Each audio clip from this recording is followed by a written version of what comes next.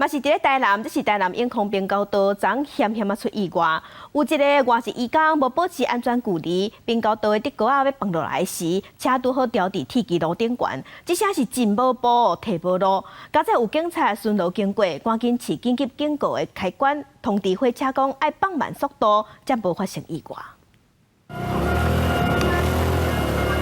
火车就要来，所有的车拢站伫外口。远景看到有一只小客车卡伫铁移动下骹，袂当进退。啊对啊！警员赶紧甲落门，叫伊紧抹句，驾驶煞无动作。看到边仔就是铁基路，警员赶紧撞去饲铁基路边仔的紧急溜啊！本来要指挥他往后退，但是他因为右边卡住护栏，没办法后退。然后因为情况紧急，所以我按紧急钮，并跑到铁路平交道上方，以手电筒闪烁模式提醒火车。行经平交道与前车应保持安全应变距离，养成良好的驾驶习惯，以维护用路人安全。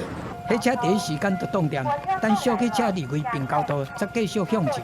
警方讲，驾驶是外籍移工，咱像对路况无了解，嘛无保持安全距离，才会骑伫并交道顶面，会用道路交通管理处条例处罚，伊可能会罚15000到9万。若车骑伫并交道的状况，搁定定发生。